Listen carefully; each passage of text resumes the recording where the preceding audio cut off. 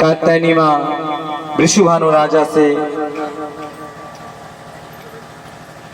कहने लगी, हे वृषभानु राजा, कृष्ण नाम बिनावत कर्ण शुद्धिर ना जायते यथा कर्म निंदिता। आप व्रत करो, तपस्या करो, जो कुछ भी करो, जब तक आप हरिनाम कृष्ण नाम मंत्र से दीक्षा नहीं ग्रहण करते तब तक आपकी उपासना सफल नहीं होने वाली।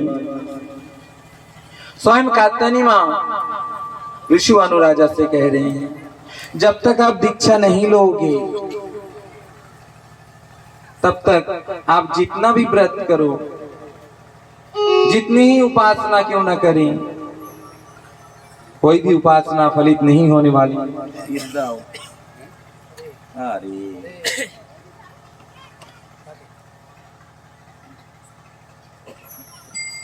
इसके बताओ।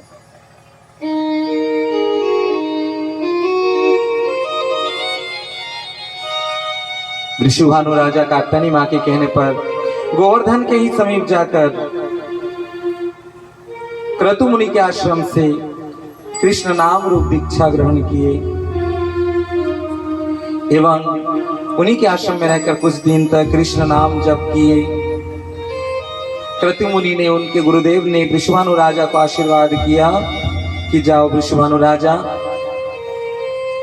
तुम कात्यायनी देवी को प्रसन्न करो, वे तुम्हारी मन की अभिलाषा पूर्ण करेंगे। वृषभानु राजा सरोवर के निकट आए, यमुना जी के निकट आए, वे उपासना करने लगे एवं उपासना करते करते वे यमुना जल में स्नान के लिए उतरे। आंखें बंद करके कात्यायनी माँ का ध्यान करने लगे। इतने में ही 1000 दल वाले कमल का फूल प्रवाहित होते होते उनके समीप आकर उनका अंग स्पर्श करने लगा।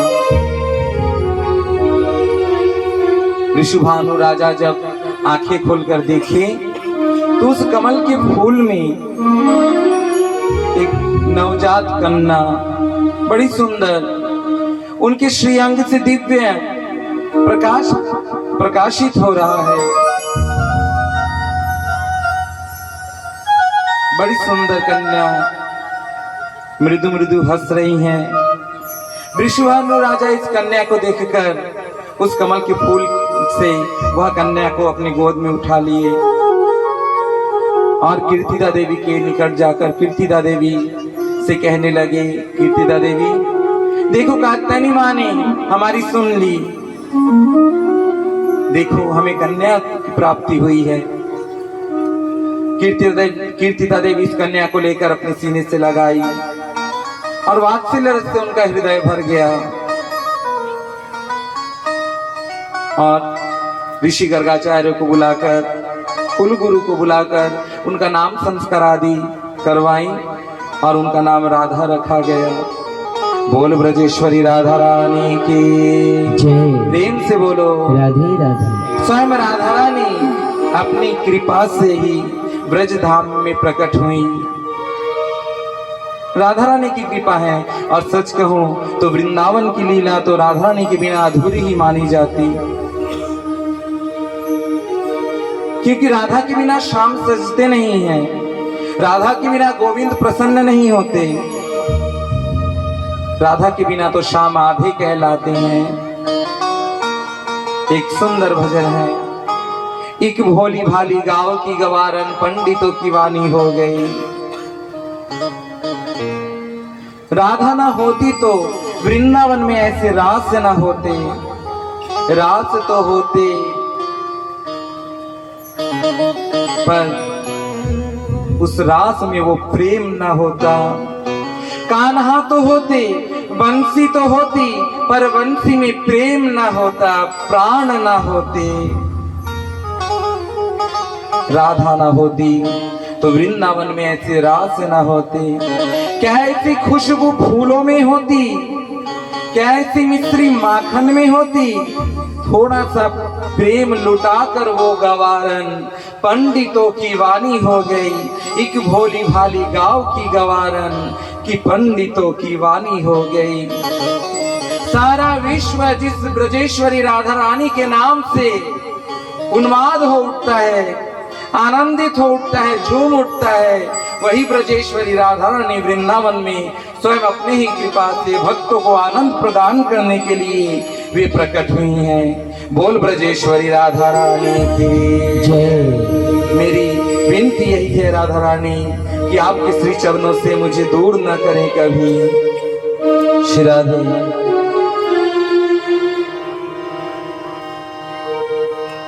मेरी विनती यही है राधा रानी,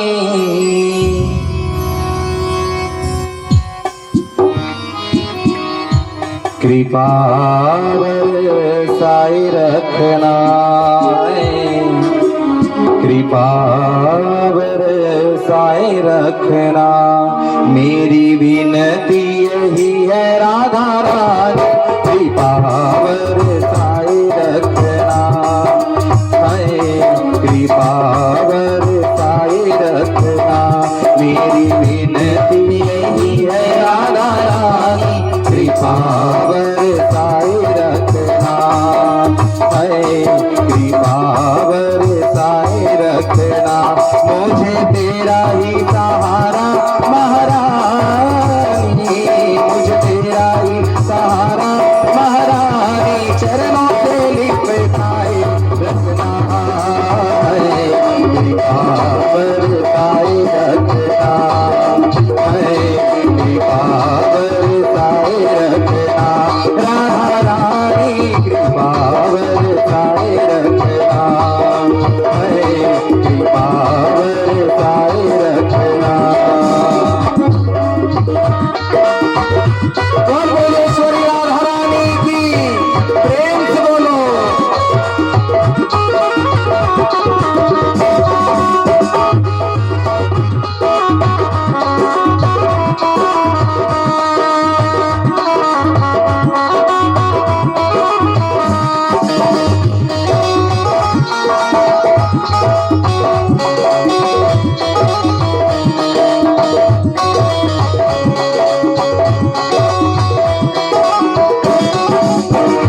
छोड़ दुनिया के झूठे नाते सारे, किशोरी तेरे दर पे आ गया, किशोरी तेरे दर पे आ गया। छोड़ दुनिया के झूठे नाते सारे, किशोरी तेरे दर पे आ गया, किशोरी तेरे दर पे आ गया। मैंने तुझको पुकारा ब्रजरानी, मैंने तुझको पुकारा ब्रजरानी, की जग से बचाए रखना, कृपा बरसाए रखना, कृपा बरसाए रखना। मेरी विनती यही है राधा रानी, कृपा बरसाए रखना, कृपा बरसाए रखना।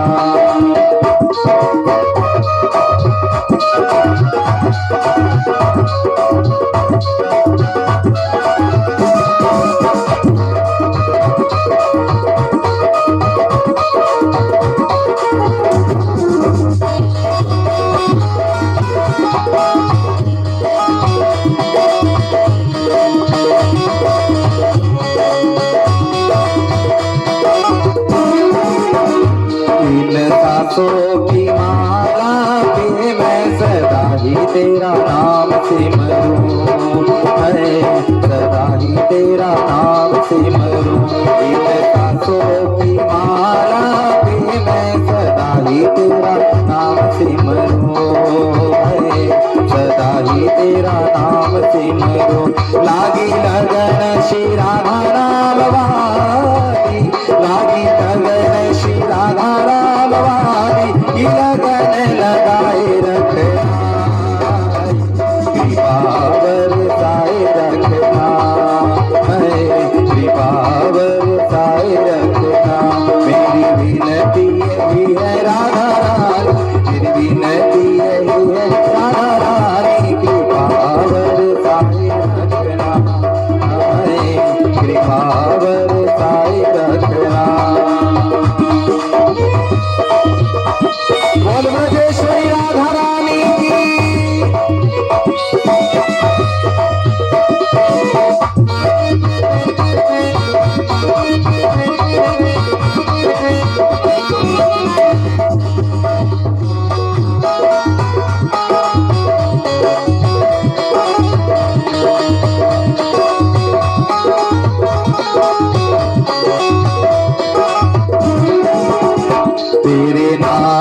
के रंग में रंग के सदा मैं डोलो गलियन में, सदा मैं डोलो गलियन में, तेरे नाम के रंग में रंग के मैं डोलो ब्रिज गलियन में, मैं डोलो ब्रिज गलियन में। कहे चित्र विचित्र श्यामा प्यारी, कहे चित्र विचित्र श्यामा प्यारी, वृंदावन बसाए रखना, बरसाए रखना, बरसाए रखना, मुझे तेरा ही सहारा महारानी, मुझे तेरा ही सहारा महारानी, चरणों से लिपटाए रखना, बरसाए रखना, बरसाए रखना, मेरी विनती यही है राधा रानी, कृपा बरसाए रखना, कृपा बरसाए रखना। श्री राधा राधा राधा राधा राधा, श्री राधा राधा राधा राधा, श्री राधा राधा राधा राधा, श्री राधा राधा राधा, श्री राधा राधा राधा, श्री राधा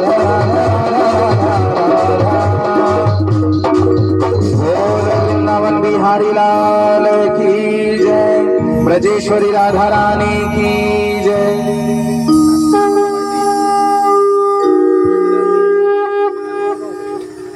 श्री राधे। इस तरह से ब्रज में राधा रानी प्रकट हुई, सभी आनंदित हुए, और जहां राधा रानी वहीं ही मेरे गोविंद जाते हैं। और राधा रानी वे कहीं, जब राधा रानी गोलोक से इस पृथ्वी पर आ रही थी, तब गोविंद से उन्होंने कहा कि देखो कन्हैया, मुझे तो ब्रजधाम में जाना है, और मैं जहां मैं जाऊंगी वहां गोवर्धन पर्वत और यमुना नदी होनी चाहिए। यत्र नास्ति गोवर्धन पर्वत यत्र नास्ति यमुना में यत्र न सुखम, मुझे उस जगह पे सुख नहीं है जहां गोवर्धन नहीं है, यमुना नदी प्रवाहित नहीं होती। कन्हैया ने राधा रानी की इच्छा पूर्ण करने के लिए गोलोक से गोवर्धन पर्वत और यमुना नदी इसी जगत में भेजे, और ये यमुना नदी और गोवर्धन पर्वत तो श्रीधाम वृंदावन में ही है, अन्यत्र और कहीं नहीं है। और राधा रानी श्रीधाम वृंदावन को छोड़कर अन्यत्र कहीं नहीं जाती। हाँ, भक्तों के पुकारने पर वे अवश्य भक्तों के पास चली आती हैं, पर रहती नहीं, कुछ समय तक ही रहकर, कुछ क्षणों तक रहकर भक्तों का कल्याण करके वे वापस श्रीधाम वृंदावन में चली जाती हैं। और गोविंद भी श्रीधाम वृंदावन में ही नित्य निरंतर गोविंद भी रहते हैं, क्योंकि वही राधा रानी रहती हैं। गोविंद ने तो कहा वृंदावन परित्यज्य पादिकम न गच्छति, वृंदावन छोड़कर वे कहीं नहीं जाते, सदैव वृंदावन में ही गोविंद रहते हैं। परीक्षित सुखदेव जी से कहते हैं, भगवान आप कृपा कर हमें योगेश्वर भगवान श्री कृष्ण के जन्म के बारे में कहिए, मैं सुनना चाहता हूं। सुखदेव जी कहते हैं, परीक्षित श्रवण करो।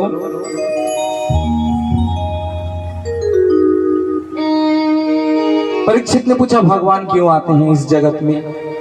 सुखदेव जी कहते हैं, यदा यदेह धर्मस्य क्षयो वृद्धश्च पाप्मनः तदा तो भगवान ईश आत्मवान् सृजयते सृजयति हरि। जब जब अधर्म बढ़ जाते हैं, पापी बढ़ जाते हैं, दुष्ट का अत्याचार बढ़ जाता है, तब तक भगवान अधर्म का विनाश करने के लिए, दुष्टों का विनाश करने के लिए, धर्म की प्रतिष्ठा के लिए, साधु महंतों सत्पुरुषों का, निर्बल दुर्बल सत मनुष्यों का, जीवों का कल्याण करने के लिए भगवान इस जगत में अवतीर्ण होते हैं, प्रकट होते हैं और दुष्टों का, दैत्यों का संहार करते हैं। परीक्षित, सिर्फ भगवान दुष्टों का विनाश करने के लिए प्रकट नहीं होते, और द्वापर युग में जो भगवान श्री कृष्ण स्वयं प्रकट हुए हैं वे तो विशेष कारणों से प्रकट हुए हैं द्वापर में। मृत्यु अवतारस्तविह मृत्यु शिक्षणम रक्षो वधार एव न केवलम विभु। भगवान श्री कृष्ण द्वापर में सिर्फ दैत्य का विनाश करने के लिए नहीं आए, कई युगों युगों से जो प्रेम रस, आनंद रस, महारास लीला किसी युग में संचालित नहीं हुआ, भक्तों के बीच में भगवान नृत्य नहीं किए, भक्तों को रास के माध्यम से आनंद प्रदान नहीं किया गया, वही गोलोक में जो महारस, रसा समूह रासः, जो प्रेम रस, आनंद रस, कीर्ति बढ़ाने वाला यश रस, यश बढ़ाने वाला रस, इन्हीं सभी प्रकार के रसा समूह को रास कहा जाता है। इसी आयु को बढ़ाने वाला, कीर्ति को बढ़ाने वाला, यश को बढ़ाने वाला, सुख को प्रदान करने वाला, मंगल करने वाला वृंदावन लीला, रास लीला किसी अन्य युग में कभी नहीं हुआ। अनेकों अवतार आए, अनेकों युगों में सभी आए और कुछ समय तक रहकर दैत्य का विनाश कर वे स्वयं फिर अपने लोक को वापस चले गए। रामचंद्र आए, राम राज्य बनाकर, राम राज्य फैलाकर, दैत्यों से इस भूमि को मुक्त कर वे स्वयं सरयू नदी के बीच से होते हुए अपने लोक को चले गए, साकेत धाम को चले गए। उनके लोक को साकेत धाम कहा जाता है, जो वैकुंठ और गोलोक के बीच में स्थित है। भगवान श्री कृष्ण आए, इस जगत को छोड़कर और कभी नहीं गए, नित्य निरंतर वृंदावन में ही रहे, आज भी हैं। कई भक्तों को दर्शन दे चुके हैं, आज भी कई संत, कई महंत वृंदावन में भगवान ने उन्हें कैसे दर्शन दिया ये गाथाएं सुनाते हैं। हम एक बात तो विश्वास कर लें कि सारी पृथ्वी वृंदावन के नाम से झूम उठती है, कृष्ण के नाम से झूम उठती है। सिर्फ भारतवासी नहीं, विदेशों में भी कई बड़े बड़े वैज्ञानिक तक, बड़े बड़े बुद्धिजीवी, तीव्र बुद्धि के लोग सभी भगवान के अस्तित्व को मानने को स्वीकार करते हैं, मानते हैं, और वो हैं श्री कृष्ण। आज पूरी पृथ्वी पर देखें, टीवी पर देखें, मोबाइल पर ही देख लें, सारी जगह पर कृष्ण कथाएं चल रही हैं। कौन है ऐसा जो कृष्ण कथा नहीं सुनना चाहता? और कृष्ण कथा में जिसको आनंद नहीं आता, कौन ऐसा होगा? सभी को आनंद आता है, कृष्ण कथा में आनंद की प्राप्ति होती है। जितने बड़े बड़े आचार्य हैं, विद्वान हैं, काशी से लेकर वृंदावन तक, अयोध्या तक सब कृष्ण कथा कह रहे हैं। और कथा सिर्फ मनोरंजन का विषय नहीं है, ये तो मैं कई बार बोल चुका हूं। कली के प्रभाव से जिस तरह से हमारा आचरण बिगड़ चुका है, हमारा चलना, हमारा बोलना, हमारा व्यवहारिक जीवन जिस तरह से बिगड़ चुका है, इस व्यवहारिक जीवन को सुधारने के लिए ये कथा अनिवार्य है। आप इस बात पर अगर विश्वास न करें तो एक बात मैं बोलूं, एक साल के लिए सारी कथाओं को आप बंद करवा दें, जितनी सारी भी कथाएं हो रही हैं, चाहे वो राम कथा हो चाहे कृष्ण कथा हो, सारी कथाओं को, सारे प्रवचनों को बंद करवा दीजिए। देखिएगा कि किस तरह से अति शीघ्र, बहुत जल्द से जल्द पापाचार बढ़ जाएंगे, पाप कर्म बढ़ जाएंगे, व्यभिचार बढ़ जाएगा।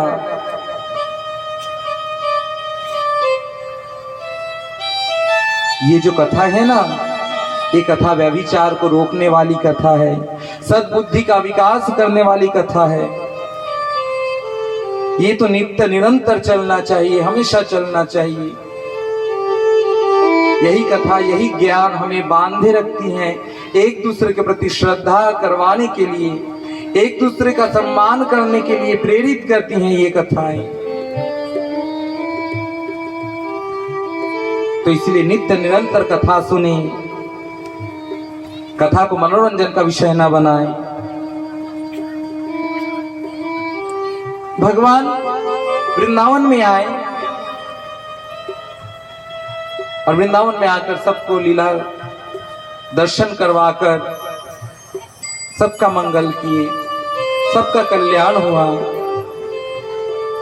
और ये जो ब्रज लीला है, अन्य किसी युग में, किसी अवतार ने, किसी देवताओं ने नहीं किया।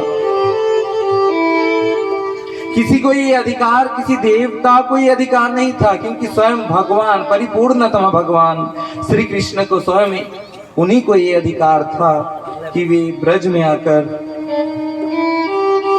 भक्तों को आनंद प्रदान करने वाला ब्रज लीला करे। श्री राधे, प्रेम से बोलो।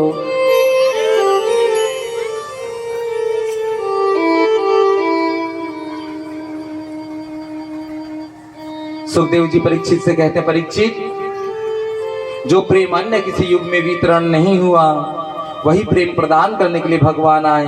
दैत्य का विनाश करना होता तो भगवान योग माया से कह देते, योग माया क्षण भर में ही, आधे क्षण में ही दैत्य का विनाश कर देती। पर उनको तो ब्रज में आनंद प्रदान करने वाली लीला करनी थी, इसलिए वे आए।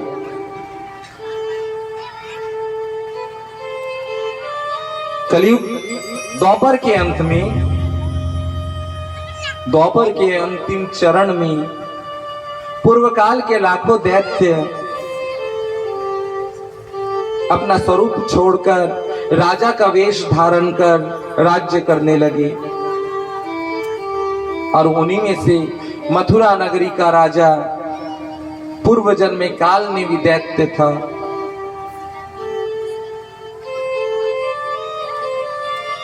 श्री राधे, बांग्लाয় বলবো না হিন্দিতে?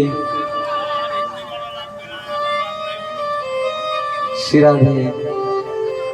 পূর্ব জন্মে কালনেমী দত্ত মথুরার নগরীর রাজা হয়েছে ছদ্মবেশ ধারণ করে। যত পূর্ব জন্মের দত্ত ছিল সকলে ছদ্মবেশ ধারণ করছে। আর যখন দত্তগণ ছদ্মবেশ ধারণ করে রাজ্য পরিচালনা করে, রাজ্যের রাজা হয়, তখন স্বরূপ তো পরিবর্তন হয়ে গেছে, কিন্তু দত্তদের স্বভাব পরিবর্তন হয়নি। অর্থাৎ এই যত দত্ত ছিল রাজা হয়ে রাজত্ব করছে, কিন্তু স্বভাব পরিবর্তন হয়নি। তারা সাধু মহন্তদের প্রতি, নির্বলের প্রতি, দুর্বলের প্রতি অত্যাচার করছে। দেখতে বড় সুন্দর এক একজন রাজাগণ যারাই ছিল দ্বাপর যুগের অন্তিম চরণে, মানব আকার, দেখতে বড় সুন্দর, রাজবস্ত্র অলঙ্কারধারী, কিন্তু স্বভাব দত্ত স্বভাব। দুর্বলের প্রতি অত্যাচার, জীব হত্যা। শ্রী রাধে, প্রেম সে বলো। মানুষ জন্ম গ্রহণ করে, মানুষ আকার পেয়ে যদি এই ভগবানেরই উৎপন্ন জীব জগৎকে যদি ভালো না বাসতে পারলেন, তাহলে কি মানুষ হলেন? শ্রী রাধে, যেই ভগবানকেই আমরা যে ভালো কেন যদি ভালোবেসে থাকি কোনো ভগবানকে, তো প্রত্যেকটা ভগবানের অংশ প্রত্যেকটা জীবের মধ্যে আছে, তাই না? শ্রী রাধে, আমি যেই ভগবানকে ভালোবাসি সেই ভগবানের অংশ কি জীবের মধ্যে নেই? প্রত্যেকটা জীবের মধ্যে আত্মা রূপে ভগবান বসবাস করছে। আচ্ছা, ওই জীবটাকে আঘাত করা মানে ভগবানের অঙ্গে আঘাত করা না? কোন জীবকে যদি আমরা আঘাত করি, কষ্ট দেই, তাহলে তো ভগবানের অঙ্গে আঘাত করা হয়। তবে কেমন ভগবানকে ভালোবাসলেন? এদিকে তো ভগবানের বিগ্রহটাকে ভালোবাসলেন, কিন্তু তারই অংশের থেকে উৎপন্ন চরাচর জগতের জীবকে ভালোবাসতে শিখলেন না।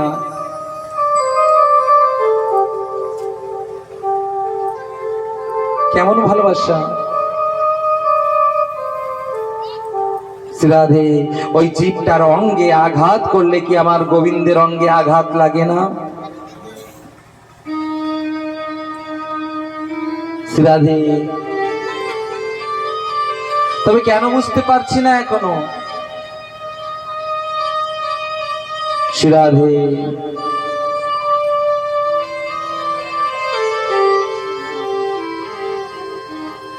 কি হারমোনি বাবা বাবা, এই কোনটা ঠিক না।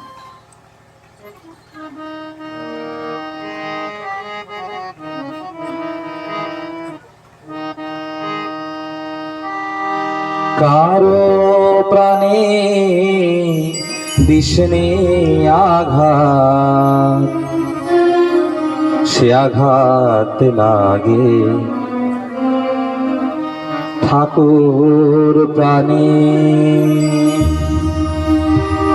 ওরে জানিস নে তুই প্রাণের ঠাকুর সব মানুষের অন্তরে। কারো প্রাণে দিশনে আঘাত, সে আঘাত লাগে ঠাকুর প্রাণে।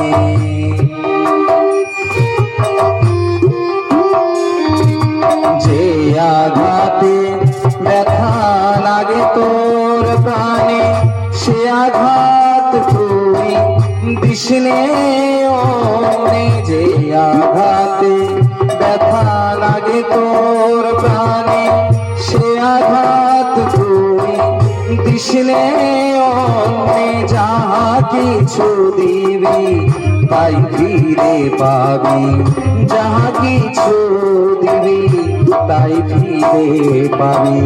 ব্যথা দিলে ব্যথা পাবি ফিরে।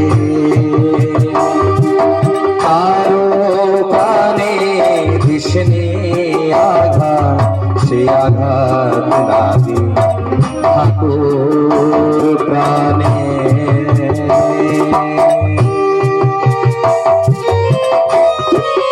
যেই আঘাতে ব্যথা আমাদের লাগে, কখনো যদি আমাদের এই অঙ্গে যদি কখনো কোনো শস্ত্রের দ্বারা অল্প একটু আঘাত লেগে যায় না, আমাদের ব্যথা হয় না, আমাদের কষ্ট হয়, তাই তো? তবে জীব জগতে পরে যখন অত্যাচার হয়, তখন আমরা কেন বুঝতে পারি না? যে আঘাতে ব্যথা লাগে তোর প্রাণে, সে আঘাত তুই দিশনে অন্যে।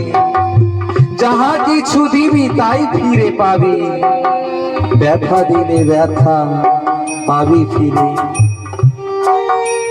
তাই মানুষ হয়েছে, মানুষ কুলে জন্ম নিয়েছি, আমাদের সংস্কার যেন মানুষের মতনই হয়, কখনো যেন পশুবৎ আমাদের সংস্কার না হয়। কারণ যা কিছু দেব তাই ফিরে পাবো। এই পৃথিবীটা গোল, তাই না? আমার কাছ থেকে যাই আমি দেই না কেন, সেই বস্তুটা আমার কাছ থেকে বেরিয়ে সম্পূর্ণ পৃথিবীটা ঘুরে সেই আঘাতই ঘুরে আমার বুকে এসে লাগে। তাই কোনো আঘাত যেন আমরা কাউর প্রাণে না দেই, কোনো জীবকে যেন কষ্ট না দেই। দাপর যুগে যত ছদ্মবেশী রাজা ছিল, পূর্বজন্মের কাল নেমি দত্ত ছিল, মানুষ আকার ছিল, কিন্তু স্বভাব দত্তের স্বভাব যায়নি। তাই তো সাধু মহন্তদের প্রতি, দুর্বল নির্বল জীবের প্রতি অত্যাচার করছে, এই ভূদেবী, এই বসুমা এই অত্যাচারীদের অত্যাচার সহ্য না করতে পেরে, এই পাপীদের পাপের ভার সহ্য না করতে পেরে গাভী রূপ ধারণ করে ব্রহ্মলোকে গেছে। ব্রহ্মলোকে গিয়ে লোকপিতা ব্রহ্মাকে বলছে, হে ব্রহ্মা, আমাকে অত্যাচারী দিয়ে পাপীদের অত্যাচারের ভার থেকে আমাকে মুক্তি দাও, পরিত্রাণ করো আমাকে। লোকপিতা ব্রহ্মা বললেন, হে ভূদেবী, তোমাকে যে অত্যাচারীদের ভার থেকে আমি মুক্ত করব, সেই ক্ষমতা আমার মধ্যে নেই। চলো সকল দেব দেবী মিলে আমরা ক্ষীরোদ সাগরের নিকটে গিয়ে যজ্ঞেশ্বর ভগবানকে আহ্বান করি। সকল দেব দেবী মিলে ক্ষীরোদ সাগরের নিকটে গিয়ে যজ্ঞেশ্বর ভগবানকে আহ্বান করলো। ব্রহ্মা আহ্বান করতে করতে ধ্যানস্থ হলো। ধ্যানস্থ হয়ে ব্রহ্মা আকাশবাণী পেল যে, হে ব্রহ্মা, আমি কিছু সময় পরে জগতে প্রকট হয়ে ভূভার হরণ করব, পাপীদের বিনাশ করব, দৈত্যদের বিনাশ করব, সাধু মহন্তদের পরিত্রাণ করতে আসব। ব্রহ্মার ধ্যান ভঙ্গ হলো। সকল দেবদেবীকে ডাক দিয়ে বলল, ভূদেবীকে ডাক দিয়ে বলল, হে ভূদেবী, তোমার আর চিন্তা করতে হবে না, ভগবান আসবেন, আমাকে বলছে। যত গন্ধর্বিকা ছিল, গন্ধর্বিকাদের ডাক দিয়ে বলছে, হে গন্ধর্বিকাগণ, তোমরা ব্রজে যে যেখানে পারো জন্মগ্রহণ করো। ব্রজে জন্মগ্রহণ করে স্বয়ং ভগবান আসছে, ভগবানের চরণ সেবা করে তোমাদের দেবকুলের জীবন তোমরা ধন্য করবে। তাই গন্ধর্বিকাগণ, গন্ধর্বগণ, দেবতাগণ নিজের অংশের থেকে ব্রজে গিয়ে জন্মগ্রহণ করছে। কেহ গোপী হয়েছে, কেহ গোপ হয়েছে, কেহ ময়ূর, কেহ ময়ূরী, কেহ ভ্রমর, কেহ ভ্রমরী, কেহ হরিণ, কেহ হরিণী, কেহ বৃক্ষ, কেহ তরু, কেহ লতা হয়েছে। সকলের মনে একটি মাত্র কামনা, যজ্ঞেশ্বর ভগবান শ্রীকৃষ্ণর চরণ সেবা করে তাদের জীবন ধন্য করবে। স্বয়ং কাছের ভুবনেশ্বরী জগদীশ্বরী মা অম্বিকা কাশী ছেড়ে দিয়ে ভগবতী পর্ণমাসী নাম ধরে গোকুলে এসেছে যজ্ঞেশ্বর ভগবানের চরণ সেবা করবে বলে।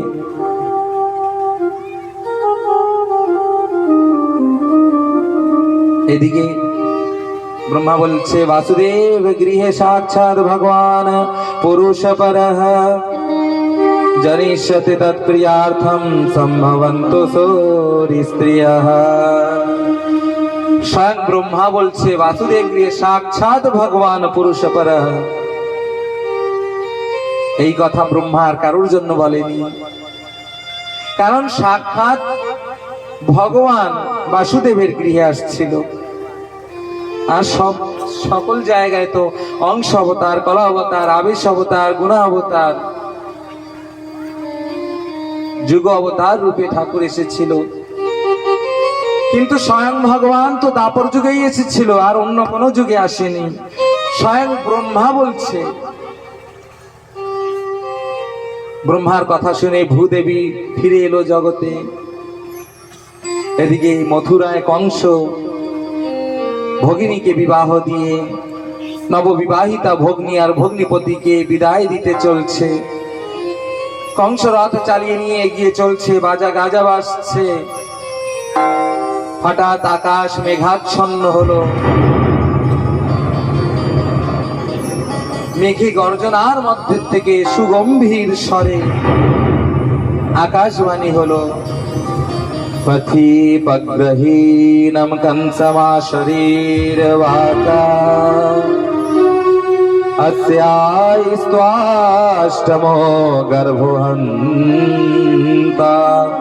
यामवहस्य बुधः। হে দুরাচারী কংস, তুমি যাকে এত আনন্দ সহকারে বিদায় দিতে চলছো, সেই দৈবকীর অষ্টম গর্ভের সন্তান তোমাকে বধ করবে। এই কথা শুনবা মাত্রই কংস ছিল দুরাচারী, দৈবকীর কেশ ধরে রথ থেকে নামিয়েছে আর তলোয়ার তুলে ধরছে দৈবকীর শিরচ্ছেদন করবে বলে। বসুদেব করজোড় করে বলছে, হে কংস মহারাজ, তুমি দৈবকীকে শিরচ্ছেদন করো না। একে তো অবলা নারী, বিবাহিতা, আরো তোমার ভগিনী, একে বধ করলে যে তোমার বীরত্বে কলঙ্ক ঘটবে, সকলে তোমার কলঙ্ক ঘোষণা করবে।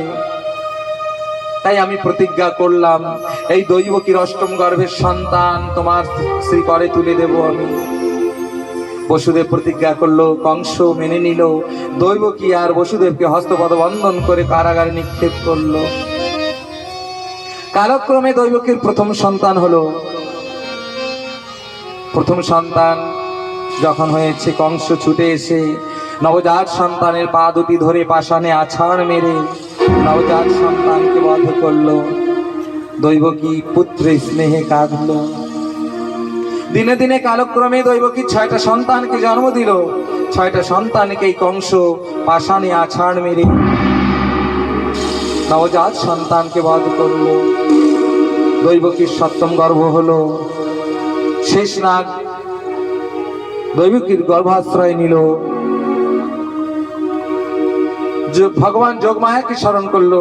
যোগমায়াকে বলল, হে যোগমায়া, তুমি দৈবকীর গর্ভ সংকর্ষণ করে বসুদেবের আর একটি স্ত্রী রোহিণী দেবী গোকুলে আছে, রোহিণী দেবীর গর্ভে তুমি প্রতিষ্ঠিত করবে। তাই যোগমায়া দৈবকীর গর্ভ সংকর্ষণ করে রোহিণী দেবীর গর্ভে প্রতিষ্ঠিত করলো। এদিকে মথুরায় সকলে জানলো যে দৈবকীর 7ম গর্ভপাত হয়েছে। দিনে দিনে কালক্রমে 8ম গর্ভ হলো। স্বয়ং ভগবান গর্ভাশ্রয় নিলেন। যখন ভগবান গর্ভাশ্রয় নিয়েছে, দৈবকীর দেহের থেকে দিব্য আলো প্রস্ফুটিত হলো। দৈবকীর দেহের থেকে দিব্য পদ্ম সুগন্ধ প্রবাহিত হতে লাগলো।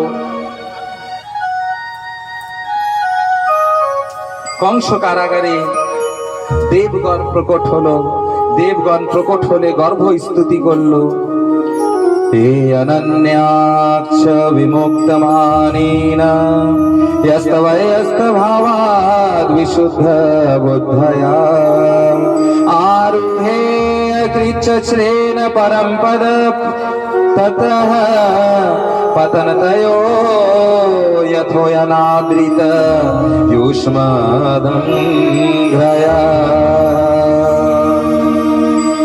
দেবতাগণ গর্ভস্তুতি করছে, হে যজ্ঞেশ্বর ভগবান, হে কৃপা নিধান, হে সর্বেশ্বর ভগবান, তোমার শ্রীচরণে সকল দেবতার প্রণাম গ্রহণ করবে এবং তোমার ওই দিব্য রূপকে, তোমার দিব্য নামে যার নিষ্ঠা নেই, যার ভক্তি নেই, যার শ্রদ্ধা নেই, তার বুদ্ধি ভালো নয়, অশুদ্ধ বুদ্ধি। তোমার ওই কৃষ্ণ নামে, তোমার ওই দিব্য বিগ্রহে যার নিষ্ঠা নেই, শ্রদ্ধা নেই, ভক্তি নেই, তার বুদ্ধি ভালো নয়, অশুদ্ধ বুদ্ধি তার। স্বয়ং দেবগণ গর্ভস্তুতি করলো। যত দেবতা ছিল সকলে স্তুতি করলো। আরো বলল, সেই হেন ব্যক্তি যত বড় উচ্চ পদ বিরাজিত ব্যক্তি কেন না হয়, তোমার রূপে, তোমার নামে নিষ্ঠা না থাকার কারণে, ভক্তি না থাকার কারণে সেই উচ্চ পদ থেকে তার পতন হয়ে যায়। পতনতে উষ্মানাদৃতদংঘ্রয়ঃ। স্বয়ং দেবতাগণ গর্ভস্তুতি করল। শ্রী ভগবানকে, শ্রীকৃষ্ণকে, শ্রীকৃষ্ণ দিব্য বিগ্রহকে না মানার কারণে, শ্রদ্ধা না রাখার কারণে, নিষ্ঠা না থাকার কারণে জীবের যে পতন হয়ে যায়, স্বয়ং দেবগণ গর্ভস্তুতির মাধ্যমে বলল। তাই প্রত্যেকটা ভক্তের, যিনি আরাধ্য দেব, সেই আরাধ্য দেবের কথা অনুযায়ী প্রত্যেকটা ভক্তের এই করা উচিত যে দিব্য নাম শ্রীকৃষ্ণ নামে, শ্রীকৃষ্ণ দিব্য বিগ্রহে তার যেন সকলের নিষ্ঠা হয়। কারণ প্রত্যেকটা ভক্তের ইষ্টদেব সেই দেব নিজেই বলেছে যে তোমার নামে তোমার রূপে যদি তার নিষ্ঠা না হয় তার পতন হয়ে যাবে। তাই জীবের পতন আর উদ্ধার জীবের নিজের হাতেই। মানুষ যদি চায় আমি উদ্ধার হয়ে যাব, তাহলে উদ্ধার মানুষেরই হাতে আর পতনও মানুষেরই হাতে। বেছে নিতে হবে আমাদের, আমরা পতন হতে চাই না উদ্ধার হতে চাই, আমরা ভালো হতে চাই।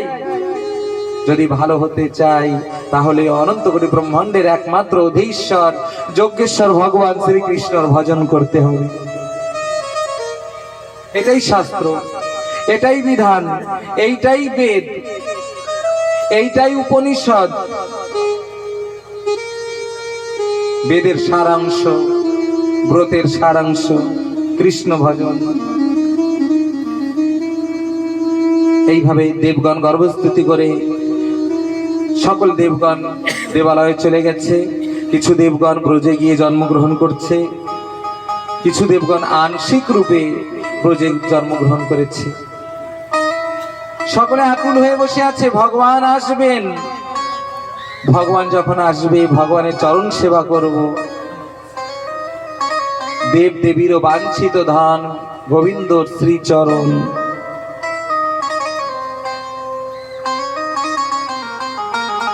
দৈবকীর গর্ভকালীন অবস্থা পূর্ণ হলো।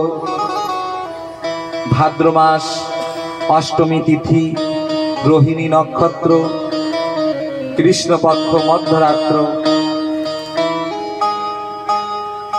ঠাকুরের আসার সময় যখন হলো, চতুর্দিক নির্মল হলো। শ্রীরাধে প্রেম সে বলো। প্রকৃতি নির্মল হলো, সরোবর নির্মল হলো, নদী নির্মল হলো, জলাশয় নির্মল হলো, বৃক্ষ প্রফুল্লিত হলো, আনন্দিত হলো, বৃক্ষের মধ্যেও চৈতন্য হলো। ঠাকুর যখন আসছে স্বয়ং ভগবান, গোকুলে প্রত্যেকটা বৃক্ষের মধ্যেও চৈতন্যতা ছিল। বৃক্ষ কথা বলছে, ওগো ঠাকুর, এই প্রকৃতি জগৎ নির্মল হলো, স্বয়ং তুমি আসছো। আমাদের বৃক্ষকুলে জন্ম হয়েছে ঠাকুর, কি দিয়ে তোমার সেবা করব? পুষ্প বৃক্ষের কথায় পুষ্প বৃক্ষ বলছে আমরা কি দিয়ে ঠাকুরের চরণ সেবা করব?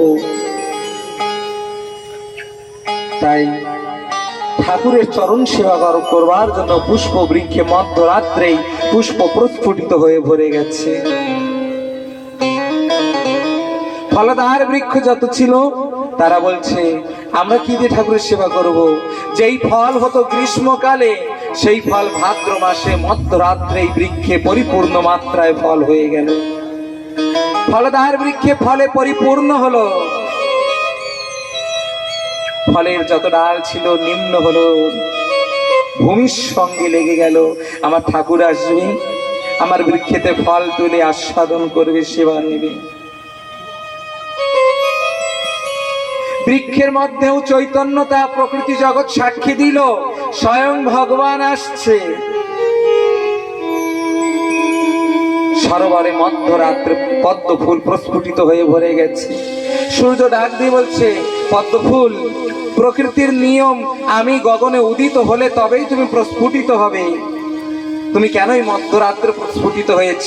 পদ্ম ফুল বলছে ওগো সূর্য, যার শ্রীচরণের নখে কোটি কোটি সহস্র কোটি সূর্যের আলো প্রস্ফুটিত হয়, সেই আদি ভগবান এই মধ্যরাত্রে প্রকট হচ্ছেন।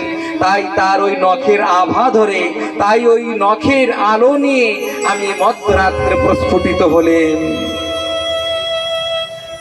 মধ্যরাত্রে সরোবরে পদ্ম ফুল প্রস্ফুটিত হয়ে ভরে গেছে। আকাশ নির্মল হলো, মেঘ আনন্দে গর্জনা করলো। মেঘের হৃদয়ে কামনা ঠাকুরের চরণ সেবা করব। মেঘ আনন্দে সুগম্ভীর স্বরে গর্জনা করছে, আর ওই গর্জনার মধ্যে যেন বলছে, গোবিন্দ আমি তোমার চরণ সেবা করব, আমি তোমার চরণ সেবা করে আমার মেঘ কুলের জীবন আমি ধন্য করব। মেঘে বলছে, ঠাকুর যখন ব্রজে ব্রজলীলা করবে, রৌদ্রের কিরণে সূর্যের তাপে যখন ঠাকুরের কোমল অঙ্গ ত্রিঅঙ্গ তাপিত হবে, তখন আমি মেঘ ছত্র হয়ে প্রভুর মস্তকের পরে গিয়ে দাঁড়াবো। প্রভুর মস্তকের পরে গিয়ে দাঁড়িয়ে প্রভুকে আচ্ছাদন করে ছায়া প্রদান করব, আর পুষ্প বৃষ্টি করে প্রভুর অঙ্গ শীতল করব। আকাশ মেঘকে ডাক দিয়ে বলছে, ওগো মেঘ, এই ব্রজধামে স্বয়ং ভগবান আসছে, একটু তুমি সরে গিয়ে আমাকে একটু এই ব্রজধাম দর্শন করতে দাও। ভাদ্র মাসে মেঘ আকাশে ছেয়ে আছে, ভরে আছে। আকাশ মেঘের কাছে করজোড় করে বিনয় করছে, ওগো মেঘ আমাকে একটু পথ দাও, আমি ব্রজধাম দর্শন করতে চাই, যেই ব্রজধামে স্বয়ং ভগবান আসবে। মেঘ সরে গিয়েছে, পথ দিয়েছে আকাশকে। আকাশ ব্রজধাম দর্শন করছে, গোকুল দর্শন করছে। আকাশ বলছে, আমি কি দিয়ে প্রভু সেবা করব? আমি তো আকাশ, ভূমিতে তো আসা আমার সম্ভব নয়। তাই প্রভুর সেবার জন্য সহস্র কোটি তারা দিয়ে নিজের আকাশ নিজেকে সাজিয়ে নিয়েছে। আজ আকাশ প্রভুর জন্য নিজেকে সাজিয়ে নিয়েছে। আমার প্রভু এসে যখন লীলা করবে, আমার দিকে যখন তাকিয়ে দেখবে, আমার এই আকাশে সহস্র কোটি তারা দেখে আনন্দিত হবে আমার প্রভু। আকাশের হৃদয়ের কামনা প্রভুকে আনন্দ করবে। প্রভুর জন্য আকাশ সেজেছে, প্রভুর জন্য বৃক্ষ সেজেছে। নন্দ বাবার এক সখা, গোপ সখা ছুটে আসছে, নন্দ বাবাকে ডাক দিয়ে বলছে, ওগো নন্দ মহারাজ, ওগো নন্দ মহারাজ, দেখো না ওই বনের মধ্যে থেকে কত নবপ্রসূতা ধেনু ছুটে আসছে, আর আমাদের গাভীর মধ্যে সম্মিলিত হয়ে গেছে। কত নবপ্রসূতা ধেনু বনের মধ্যে থেকে ছুটে আসছে, হাম্বা হাম্বা রব করে উচ্চারণ করতে করতে। বনের মধ্যে যত গাভী ছিল, গাভীর মনের আশা প্রভুকে সেবা করব, প্রভুর সেবার জন্য প্রভুকে দুগ্ধ দিয়ে সেবা করব। তাই বন মধ্যে কত নবপ্রসূতা ধেনু ছুটে আসছে ব্রজধামে। গাভীর হৃদয়েও চৈতন্যতা হলো গোবিন্দকে সেবা করবার জন্য। চরাচর জগৎ সাজলো আমার গোবিন্দর জন্য। বৃক্ষ সেজেছে, আকাশ সেজেছে, এই বসুন্ধরা সেজেছে আমার গোবিন্দর জন্য। এই জগতে মানুষ হয়ে কত না সেজেছি। একটি বধূ তার স্বামীর জন্য সেজেছে, স্বামী তার স্ত্রীর জন্য সেজেছে, প্রেমিক প্রেমিকার জন্য সেজেছে, প্রেমিকা প্রেমীর জন্য সেজেছে। আমার গোবিন্দর ভক্ত যারাই আছেন এই আসরে, তারা গোবিন্দর জন্য সেজেছে। এই জগতে সাজা সার্থক হলো বৃন্দাবনের বৃক্ষের, যারা গোবিন্দর জন্য সেজেছিল। স্বার্থ হলো আকাশের, যিনি গোবিন্দর জন্য সেজেছে। এই জগতে সার্থক হলো সাজা তাদের যারা গোবিন্দর জন্য সেজেছে। বাস্তবিক আমরা লৌকিক জগতে লোকের জন্য সাজি, কিন্তু সেই সাজা লোকে বেশি সময় মনে রাখে না, ভুলে যায়। সেই সৌন্দর্য লোকে মনে রাখে না, ভুলে যায়। কিন্তু একবার গোবিন্দর জন্য সেজে দেখুন, এই দেহ চলে গেলেও না কেউ ভুলবে না। যে জগতে একটি মানুষ ছিল, সে গোবিন্দর জন্য সেজেছিল। সাজতে যদি হয় তাহলে গোবিন্দর জন্য সাজাই সার্থক হলো। ভক্ত চরিত্রতে গোরাচাঁদ সেজেছিল গোবিন্দর জন্য, তাই না? মাকে বলেছিল, ওগো মা, আজ আমায় একটু সাজিয়ে দেবে? মা কত না শিশুদের সাজিয়ে দেয়, সন্তানদের সাজিয়ে দেয়। ভক্ত গোরাচাঁদ খেলাধুলা ছেড়ে দিয়ে মায়ের কাছে এসে মাকে ডাক দিয়ে বলছে, ওগো মা, আজ আমাকে একটু সাজিয়ে দেবে? ও মা, আজ আমায় একটু সাজিয়ে দাও। কিন্তু কেমন সাজিয়ে দেবে আমাকে জানো? গোরাচাঁদ বলেছিল, ও মা, দাও সাজিয়ে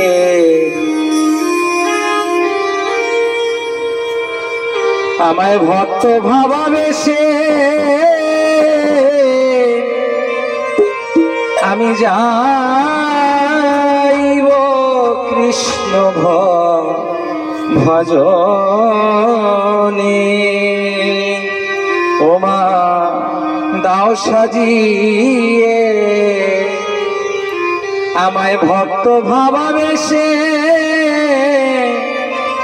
আমি যাইব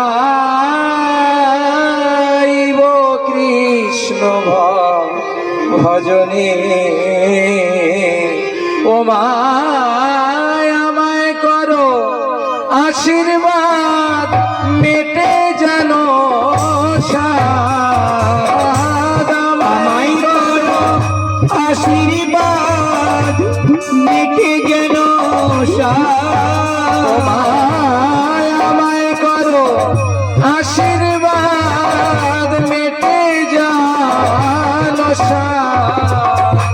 আমায় করো আশীর্বাদ, মেটে যেন সাদ। আমি যাইব কৃষ্ণ ভজনে, ওরে আমি যাইব কৃষ্ণ ভজনে। ও মা, দাও সাজিয়ে আমায় ভক্ত ভাবাবেশে, আমি যাইব কৃষ্ণ ভজনে। ও মা, দাও সাজিয়ে আমায় ভক্ত ভাবাবেশে, আমি যাইব কৃষ্ণ ভজনে।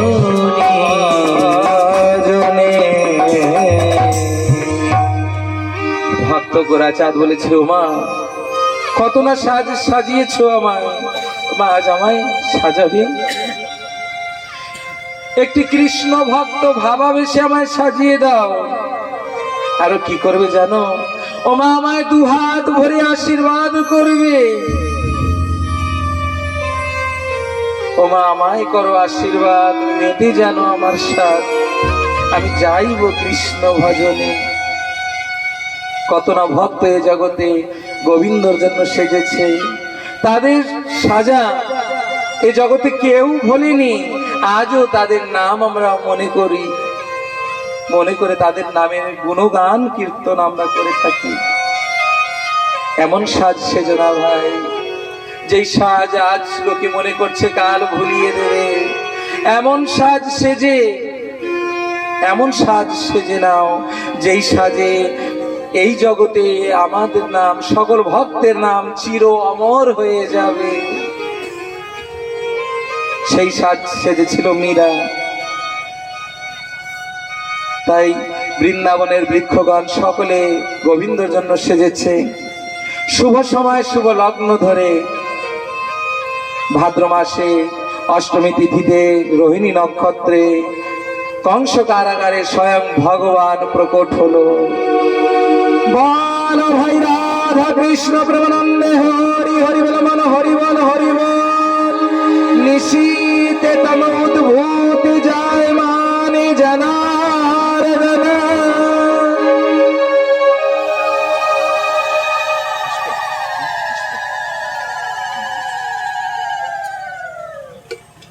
রাধে ভগবান যখন জন্মগ্রহণ করলেন, প্রকট হলেন, বসুদেবের হস্তপদ বন্ধন খুলে গেছে। বসুদেব নবজাত পুত্রকে মস্তকে ধারণ করে গোকুলে যশোমতী মায়ের কাছে রেখে, যশোমতী মা এই সময় একটি কন্যা রত্নকে জন্ম দিয়েছিল, কন্যা রত্নকে মাথায় করে নিয়ে কংস কারাগারে ফিরে এলো। কংস জানতে পারলো দৈবকী এবার একটি কন্যা সন্তানকে জন্ম দিয়েছে। কংস ছুটে এসে যখন কন্যার চরম ধরে পাষাণে আছাড় মারতে গিয়েছে, কন্যা কংসের হাত থেকে ছুটে গিয়ে মহাশূন্যে উঠে অষ্টভুজা রূপ ধারণ করেছে। আর কংসকে বলেছে, ওগো কংস, তোমার কাল এ জগতে জন্ম নিয়েছে, ভগবান এই জগতে এসে গিয়েছে, এবার তোমার সার তুমি সারো। এই বলে অষ্টভুজি মহামা অন্তর্ধান হলো। শ্রী রাধে প্রেম সে বলো। এদিকে গোকুলে নবজাত পুত্রকে পেয়ে নন্দ ভবনে খুব আনন্দ হলো। শ্রী রাধে। শ্রী রাধে। কংসের কারাগারে মা দৈবকের দরে জন্ম নিল ঘনশ্যাম। বলো হরে কৃষ্ণ হরে রাম, বলো হরে কৃষ্ণ রাধে শ্যাম।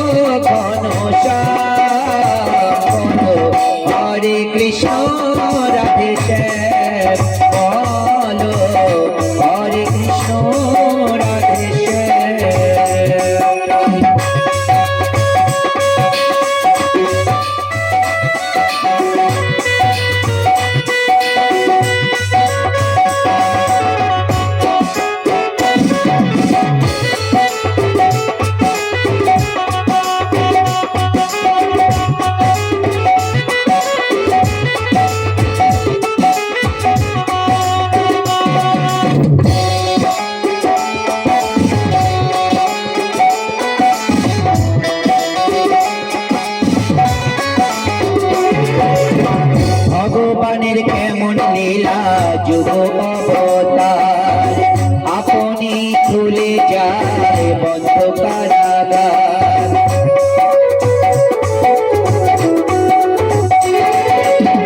ভগবানের কেমন লীলা যুগ অবতার, আপনি খুলে যায় বন্ধ কারাগার। রোধ করিতে পারে না কেউ, রোধ করিতে পারে না কেউ, বিধির বিধান হলো হরে কৃষ্ণ রাধে শ্যাম। বলো হরে কৃষ্ণ রাধে শ্যাম।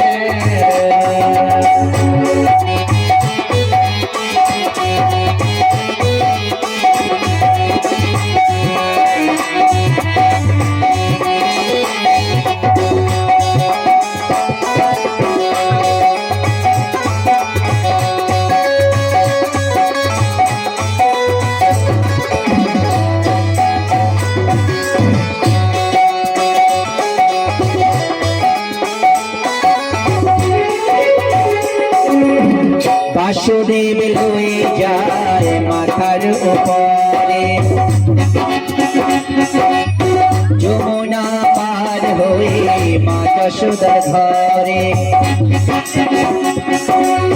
বাসুদেব লয়ে যায় মাথার উপরে, যমুনা পার হয়ে মা যশোদার ঘরে।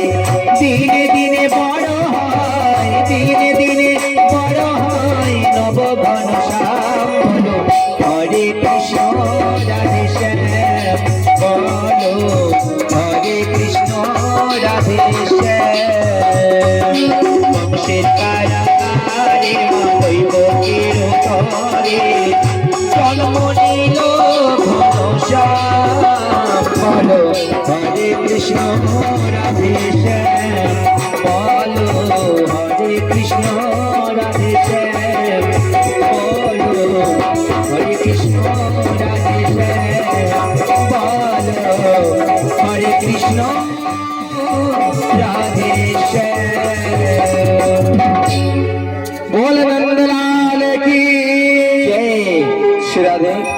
নন্দ ভবনে আনন্দ উৎসব সকল ভক্তগণ নিজ নিজ জায়গায় দাঁড়িয়ে নেচে নেচে আনন্দ করবেন নন্দ উৎসবে।